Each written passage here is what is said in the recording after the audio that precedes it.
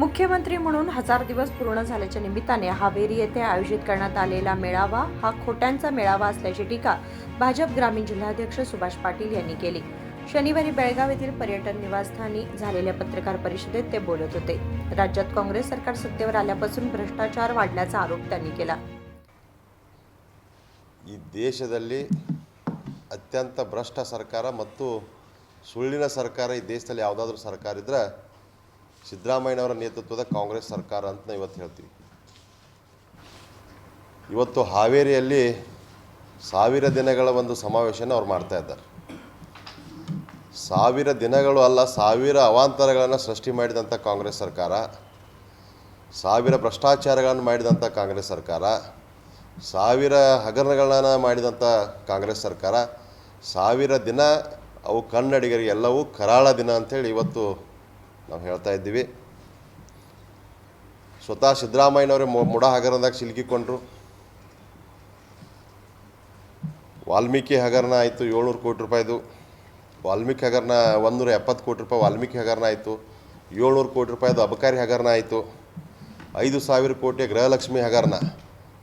ಆ 5000 ಕೋಟಿ ಯಾವ ರಾಜ್ಯದ ಚುನಾವಣೆಗೆ ಹೋಯ್ತು ಅನ್ನೋದು ಇನ್ನೂ ಆದರೂ ಸ್ಪಷ್ಟಪಡಿಸ್ಬೇಕು। ಇನ್ನೂ ಆದರೂ ಅದು 5000 ಎಲ್ಲಿ ಹೋಯ್ತು ಅಂತ ಮುಖ್ಯಮಂತ್ರಿಗಳನ್ನೂ ಹೇಳ್ತಾ ಇಲ್ಲ, ಸದನದಾಗಿ ಕೂಡ ಅವರು ಉತ್ತರವನ್ನು ಕೊಡ್ತಾ ಇಲ್ಲ। ಸ್ಮಾರ್ಟ್ ಬೋರ್ಡಿಗೆ 15000 ಕೋಟಿ ರೂಪಾಯಿ ಭ್ರಷ್ಟಾಚಾರ ಆಗಿದೆ, ಅದನ್ನು ಕೂಡ ಹೇಳ್ತಾ ಇಲ್ಲ। ಅಂದರೆ ಹಗರಣಗಳಲ್ಲಿ ಸಿಲುಕಿಕೊಂಡಂಥ ಈ ಸರ್ಕಾರ ಇವತ್ತು ಈ ಸರ್ಕಾರ ಬಂದ ನಂತರ 1866 ರೈತರ ಆತ್ಮಹತ್ಯೆಯನ್ನು ಮಾಡ್ಕೊಂಡ್ರು, ಗುತ್ತಿಗೆದಾರರು ಕೂಡ ಆತ್ಮಹತ್ಯೆಯನ್ನು ಮಾಡ್ಕೊಂಡಿದ್ದಾರೆ।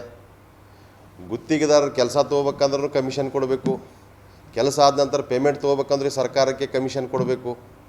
ಹೀಗಾಗಿ ಗುತ್ತಿಗೆದಾರರು ಕೂಡ ಆತ್ಮಹತ್ಯೆ ದಾರಿಯನ್ನು ಹಿಡಿದಿದ್ದಾರೆ।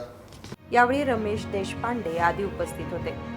विनोद कोलकार, KMM मराठी, बेळगाव।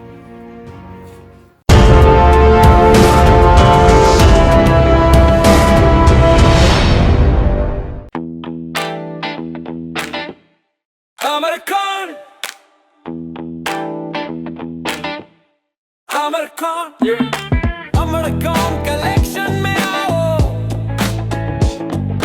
नई वैरायटी यहाँ पाओ, सबके लिए कपड़े हैं खास। अमरकॉन में खुशियाँ हैं पास। अमरकॉन अमरकॉन कलेक्शन, खड़े बाजार, बेलगाम।